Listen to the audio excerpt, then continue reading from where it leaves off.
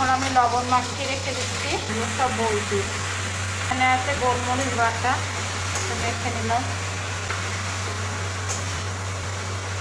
আমি প্রথমে ভিনেগার আর লবণ দিয়ে ভিজিয়ে রেখেছিলাম যাতে গন্ধটা চলে যায়। আদা, রসুন আর কাঁচা লঙ্কা। এবার দিয়ে দিলাম একটু ভিনেগার, এটা চিলি সস একটু দিয়ে দিলাম, সয়া সস,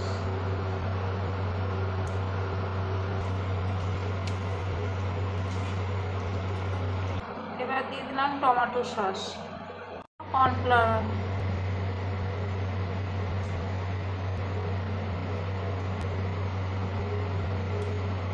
এবার দিয়ে দিলাম একটা ডিম ভেঙে দিয়ে দিলাম,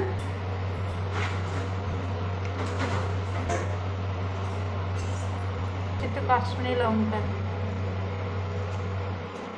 দিয়ে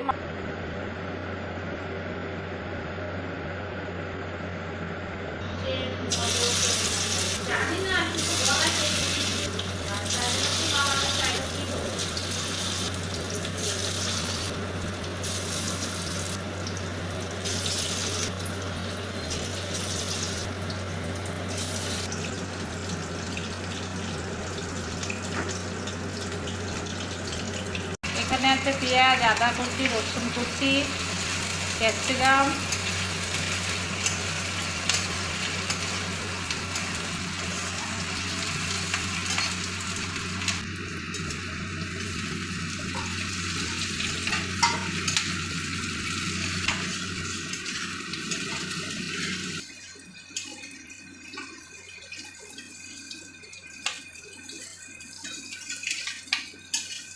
tomato sauce, soya sauce, chilli sauce,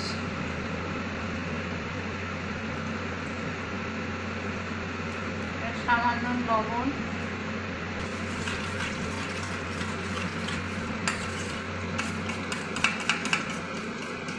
এবার আমি দিয়ে দিলাম সস।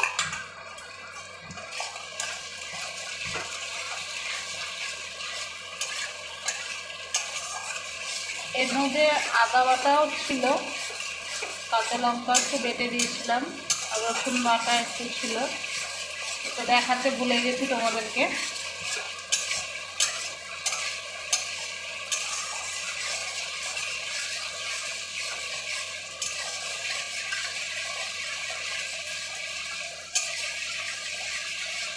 এবার আমি মাংসগুলো সব, এবার আমি জল দিয়ে দিলাম,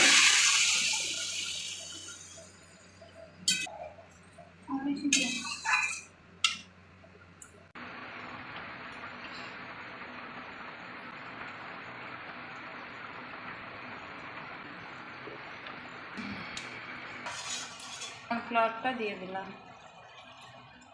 আমার চিলি চিকেন হয়ে গেছে, এই দেখো।